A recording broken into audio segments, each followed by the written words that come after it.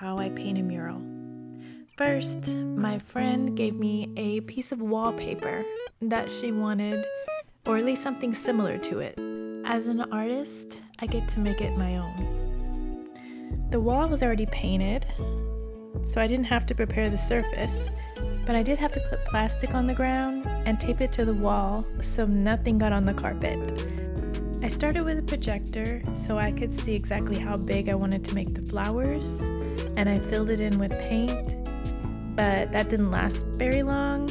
I wanted to freehand the rest of it once I already had the idea on the wall.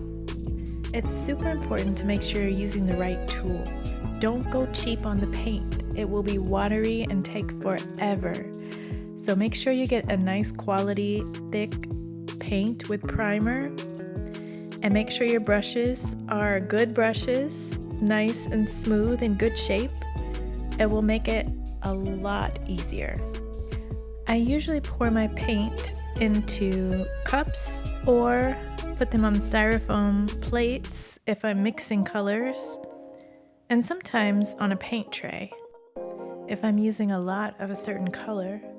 But as you can imagine, a whole tray is kind of hard to climb a ladder with and move around. So I try to keep it light. I also try to paint with similar colors. So if I pour a plate of peach, I want to try to color in as many objects that have that color as I can. I get easily distracted, so I don't go completely in order, but for the most part, I try to stick with the same color so I'm not changing out and making a lot more work for myself. Also, when painting a mural, you don't have to buy all of the colors that you see in your reference photo. For this one, I chose 3 major colors. I chose a light peach, a pastel pink, and an olive green. And then I had some paint left over from other projects, such as a black and a white, maybe even an orange. But I could mix paint colors for the small areas that weren't painted with one of the 3 major colors I had. Something else you see me using is a paint pen. Paint pens have made life so much easier.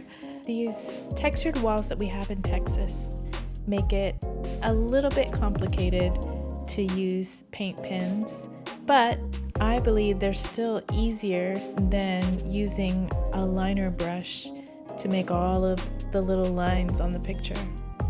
I used a dark green and a little bit lighter green for my outlines. A great tip is to have a damp rag on hand in the event that you splatter some paint in an area that is not supposed to go. If you wipe it up immediately, then you should have no issues. Also, when it is time to walk into another room, to use the restroom, wash your brushes, please check your feet. Make sure you don't have any paint on them that you can track through the house, and make sure you are careful and clean up because you've made it all the way through. Don't make a mess now. I like to put all of my paint plates together and wrap them all in the middle of the plastic. And here's our finished wall, all ready for baby.